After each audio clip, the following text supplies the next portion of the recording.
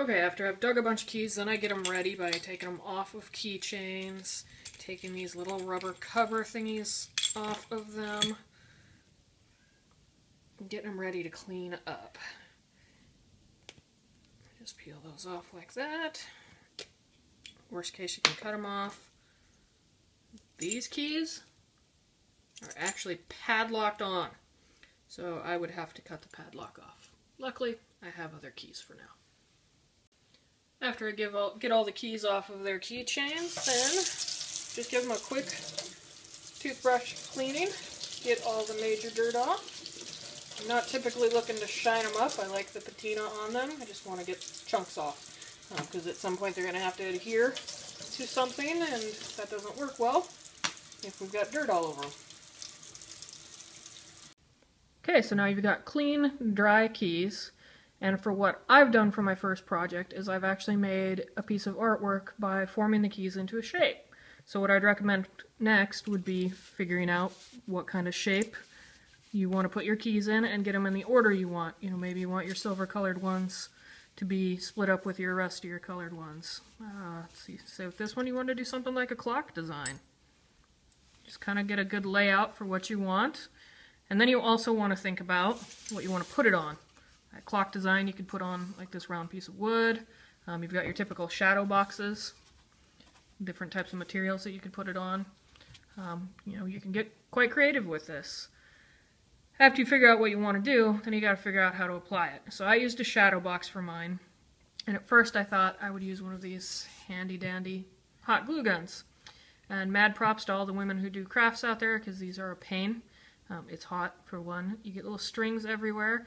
And it turns out the glue doesn't really adhere to the keys. So I made a mess and had to start over. I then found fishing line.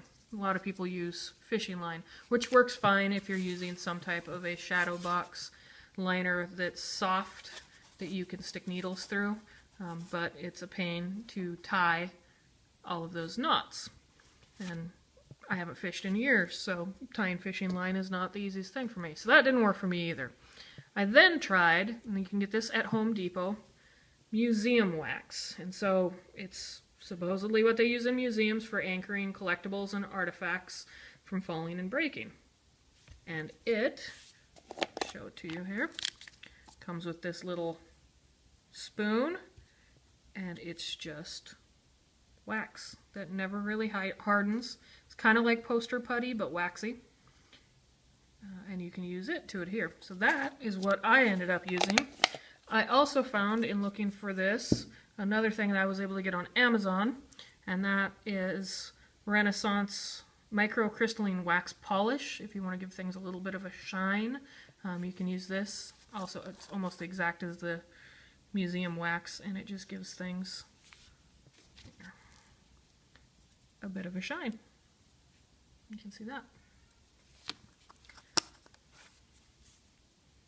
Okay, so I've got the key that I just kind of shined up with some wax. I've got my museum wax for holding, and I'm just going to scoop out a big clump of it, roll it between my hands, kind of get it soft, and then take a little bit of it and put it on the back of the key in a couple of spots, and you just kind of learn by doing for how much you want to put on, and also to not be able to see it. And let's say I want to stick it to this board. The nice thing about the museum wax, if you mess up, you can start over, and then you can see it's adhere. In doing this, I did a shadow box, like I said, which I'll show you when I'm done here.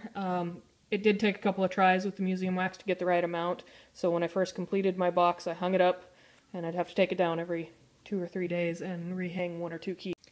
Once I had everything adhered, I have this final product which hangs on my wall, and it is a shadow box with keys arranged in the shape of an old-fashioned key.